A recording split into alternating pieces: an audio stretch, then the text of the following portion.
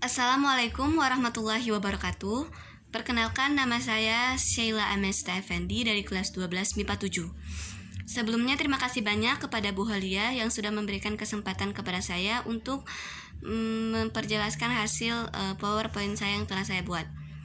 Kali ini saya akan menjelaskan cara menikmati novel, yaitu pelajaran kelas 12 bab 4. Sebelum kita tahu bagaimana cara menikmati novel, kita harus mengerti dulu apa sih itu novel. Jadi, novel merupakan karya prosa fiksi yang panjang, mengandung rangkaian cerita kehidupan seseorang atau dengan orang-orang di sekelilingnya gitu kan, dengan menonjolkan watak dan sifat si pelaku. Kata novel berasal dari bahasa Italia novella, yang berarti sebuah kisah atau sepotong berita. Jadi novel itu menceritakan rangkaian cerita yang kehidupan seseorang yang lebih kompleks atau lebih detail. Dia tuh terdiri punya bab atau subbab dalam novel tersebut, dalam ceritanya gitu. Yang paling unik, novel itu punya ciri-ciri dan jenisnya juga. Yang pertama sini saya akan jelaskan ciri-ciri novel. Yang pertama itu memiliki lebih dari satu alur atau berkembang. Dan yang kedua, banyak tokoh dan memiliki lebih dari satu karakter. Pasti ketika ada tokoh utama, dia tuh punya temen gitu, tokoh-tokoh yang lainnya yang bisa membuat lebih rame cerita kayak gitu. Yang ketiga itu tema lebih kompleks. Yang kelima itu latar bergerak, dan yang keenam cerita disertai perubahan nasib tokoh. Nah, sudah ciri-ciri, kita juga sudah tahu jenis novel. Jenis novel di sini ada 3. Yang pertama berdasarkan kebenaran isi. Jadi ada yang benar, ada yang tidak benar gitu, ada yang imajinasi, ada yang nyata. Lalu berdasarkan genre, romantis, horor, komedi, atau inspiratif. Terus berdasarkan isi dan tokoh itu dibagi menjadi 4, yaitu remaja, perempuan muda, diambil dari lagu, dan yang terakhir novel dewasa. Jadi ada 3 jenis novel berdasarkan kebenaran, genre, dan isi atau tokoh. Lanjut. Lalu bagaimana cara menikmati novel? Jadi di sini saya akan jelaskan cara menikmati novel itu ada 4 cara. Kita akan bahas satu-satu. Yang pertama, cara menikmati novel yaitu pandangan pengarang terhadap kehidupan dalam novel. Nah, jadi kita tuh cara menikmati novel, kita harus tahu nih pandangan pengarang terhadap kehidupan dalam novel itu apa. Apakah ada sangkut paut kayak gitu kan. Jadi seorang pengarang tuh menciptakan novel dalam konteks tertentu. Cerita yang dilukiskan itu bersumber dari masyarakat imajiner gitu, yang dikehendaki. Terus menafsirkan pandangan pengarang dalam novel adalah menangkap maksud apa saja yang terkandung dalam novel kayak gitu. Dalam hal ini termasuk menangkap maksud tentang pesan pengarang atau nilai-nilai kehidupan yang disampaikan si pengarang, si penulis kayak gitu kan. Nah, ini di sini juga ada langkah-langkahnya cara menafsir pandangan pengarang. Yang pertama, itu membaca keseluruhan isi novel pasti. Yang kedua, kita dalemin, memahaminya tuh kita secara mendalam, secara fokus membacanya sehingga menjadi paham. Yang ketiga, mengetahui biografi kehidupan pengarang. Kita tahu gitu siapa penulisnya, biografinya apa kayak gitu kan, kehidupannya bagaimana. Yang keempat, mengaitkan kehidupan pengarang dengan kehidupan dalam novel. Jadi setelah kita memahami isinya novel, terus kita tahu biografinya, kita kaitkan kehidupan pengarang dengan kehidupan dalam novel. Pasti ada deh sedikit-sedikitnya sama gitu. Yang kelima, menafsirkan pandangan pengarang terhadap nilai kehidupan. Jadi kita tafsir pandangan pengarang itu terhadap nilai kehidupan tuh bagaimana cara dia berpikir gitu. Jadi kita bisa nikmatilah banget novel itu. Yang selanjutnya, yang kedua, cara menikmati novel dengan menganalisis isi dan kebahasaan novel. Jadi menganalisis isi novel di sini berdasarkan unsur intristiknya biasanya. Tapi nanti saya akan jelaskan bersama unsur ekstrinsiknya. Yang kedua itu menganalisis unsur kebahasaan novel. Selain isi, intristik, kita juga akan bahas unsur kebahasaan novel. Nah, ini dia. Menganalisis isi novel, unsur intrinsik. Yang pertama ada tema, ide pokok suatu tulisan. Yang kedua ada alur, rangkaian peristiwa. Yang ketiga itu ada tokoh, perwatakan, tokoh yang dikisahkan, yaitu pemain dalam novel tersebut. Ada latar, merujuk pada tempat, waktu, suasana. Ada sudut pandang, cara pengarang dalam menyajikan peristiwa tokoh di dalam novel tersebut. Dan yang terakhir ada amanat, pesan yang terkandung dalam novel tersebut. Terus juga ada unsur ekstrinsik. Di sini faktor-faktor di dalam lingkungan masyarakat, kayak gitu kan, latar belakang masyarakatnya, biografi atau nilai yang terkandung dalam cerpen gitu, di dalam unsur ekstrinsik. Tapi biasanya menganalisis isi novel itu untuk dinikmatin kita cukup unsur ekstrinsik aja sih. Baik, selanjutnya unsur kebahasaan novel, yaitu ada konjungsi temporal, kata hubung yang menerangkan hubungan waktu dari dua peristiwa yang berbeda. Jadi konjungsi temporal ini dibagi menjadi dua. Yang pertama itu sederajat, yang kedua tidak sederajat. Kalau sederajat itu contohnya lalu, kemudian, sesudahnya, sebelumnya, selanjutnya, itu sederajat. Kalau konjungsi temporal tidak sederajat itu kayak sedari, sejak, sebelum, ketika, sambil, seraya, sementara, kayak gitu kan, sementara. Itu tidak sederajat. Nah, jadi udah paham ya. Jadi yang kedua itu kata sifat, merupakan kata yang mengubah kata benda menjadi kata ganti, biasanya dengan menjelaskan menjadi lebih spesifik. Nah, maksud kata sifat di sini tuh jadi kualitas urutan cerita kayak gitu ya, lebih spesifik. Urutannya tuh lebih kualitas gitu, berkualitas dengan menggunakan unsur bahasa novel kata sifat. Lanjut, yang ketiga itu ada kalimat langsung, dan yang keempat ada kalimat tidak langsung. Kalau kalimat langsung itu ujaran, tapi kalau kalimat tidak langsung itu kalimat berita gitu, ngasih tahu. Contoh kalimat langsung ya, Fuad mengatakan apa yang kalian lakukan. Contohnya yang lain, Sheila mengatakan kamu ngapain di sini, kayak gitu. Sheila mengatakan kamu ngapain di sini. Kalau kalimat tidak langsung, ini contohnya, saya akan berangkat ke kampus untuk kuliah, kata Adit. Kalau contoh lain misalnya, saya tidak mau bekerja kelompok dengan dia, kata Adit. Misal kata Sheila, kayak gitu kan. Kalimat berita, menyampaikan. Lalu selanjutnya itu kalimat lampau yang menyatakan peristiwa lampau. Ya, katanya tuh contohnya tuh setelah itu, pada zaman dahulu, itu menyatakan peristiwa lampau kayak gitu kan.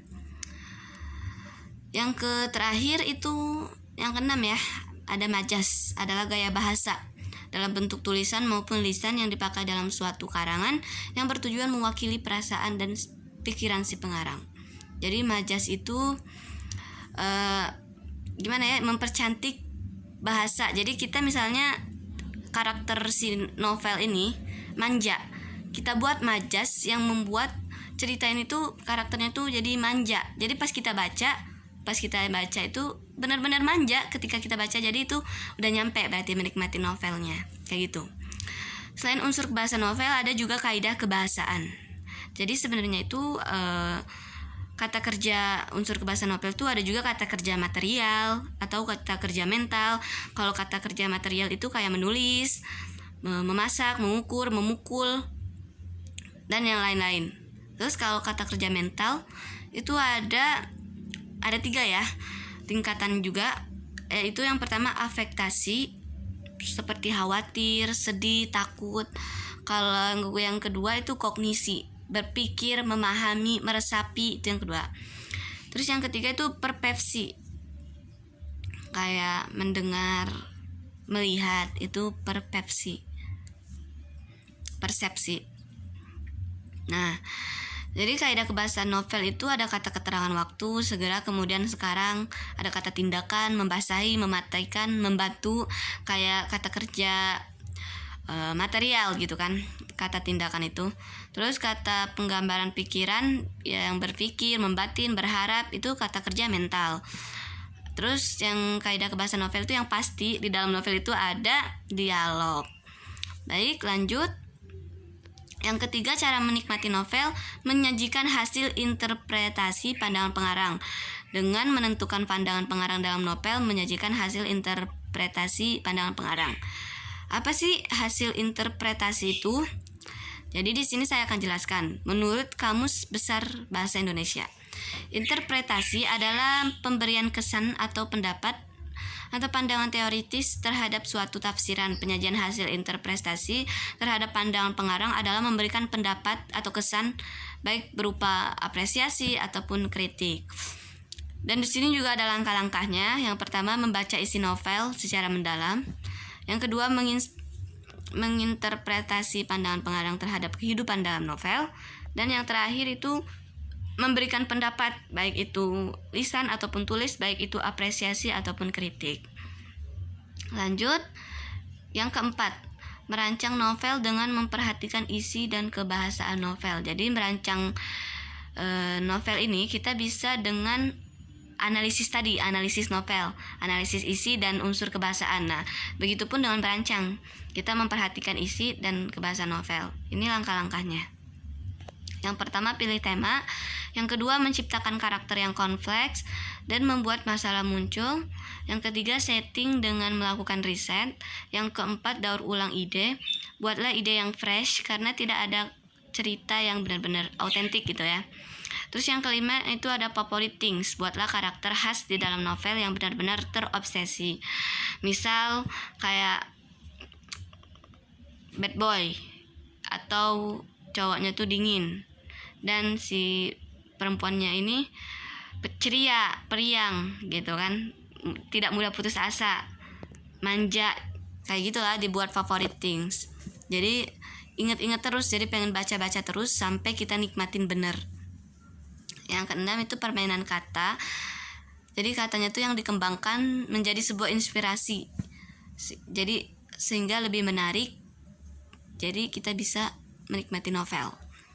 Yang ketujuh itu cerita yang dimulai dari impianmu sendiri dan tampak tidak masuk akal menjadi masuk akal dalam cerita fiksi. Jadi kita tuh ketika kita membaca novel, tadinya kita menyangka itu tidak masuk akal, tapi ketika kita bisa menikmati novel tersebut menjadi masuk akal. Jadi itu bisa langsung tidak langsung kita baca terus, pengen baca terus. Jadi terbawa alur sehingga kita bisa menikmati novel.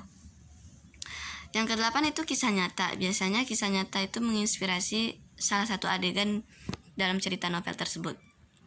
Dan yang kesembilan, pengalaman pribadi dan teman-teman. Sebagian besar penulis diam-diam curhat terselubung dalam novelnya. Benar. Jadi secara tidak langsung pasti pengarang atau penulis pengen menyampaikan kehidupan dia secara tidak langsung, walaupun itu melenceng dari kehidupan dia, tapi sedikitnya itu ada imajinasi dari pengalaman diri sendirinya gitu. Jadi maka itu kenapa kita perlu banget tahu mengaitkan proses mengaitkan si pengarang, kehidupan pengarang dalam isi novel.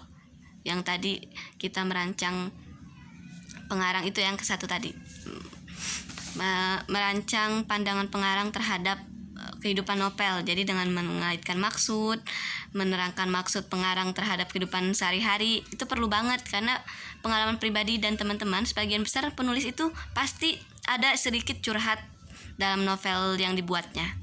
Kayak gitu. Nah, merancang novel dengan memperhatikan isi juga perlu. Misal yang pertama itu ada tema. Kita mau tema pendidikan, politik, atau persahabatan nih. Nah, yang kedua itu tokoh dan karakter, antagonis, protagonis, tritagonis. Yang ketiga alur, campur, maju atau mundur. Yang keempat latar atau setting, ya tempat, suasana, waktu gitu kan. Itu cara menikmati novel. Kita bisa merancang novel dengan memperhatikan isi. Baik, yang terakhir abis. Jadi kesimpulannya, cara menikmati novel itu ada 4. Yang pertama, menafsir pandangan pengarang terhadap kehidupan dalam novel dengan menangkap maksud pengarang terhadap kehidupan dalam novel, menerangkan maksud pengarang terhadap kehidupan dalam novel. Yang kedua, itu menganalisis isi dan kebahasaan novel dengan unsur intrinsiknya, unsur kebahasaan dan kaidah di dalam novel. Yang ketiga itu menyajikan hasil interpretasi dalam pengarang dengan menemukan pandangan pengarang terhadap novel, menyajikan hasil interpretasi itu sendiri. Yang keempat, yang terakhir, merancang novel dengan memperhatikan isi dan kebahasaan. Jadi kita bisa merancang novel dengan menganalisis isi novel berdasarkan isi dan unsur kebahasaan atau kaidahnya, kayak gitu. Baik, itu saja mungkin yang dapat saya sampaikan. Semoga bermanfaat dan semoga jelas. Mohon maaf apabila ada salah-salah kata dan kurang jelas dari saya. Saya minta maaf dan kepada Allah saya memohon ampun. Saya akhiri. Wabillahi taufiq wal hidayah wassalatu wal inayah. Wassalamualaikum warahmatullahi wabarakatuh. Terima kasih.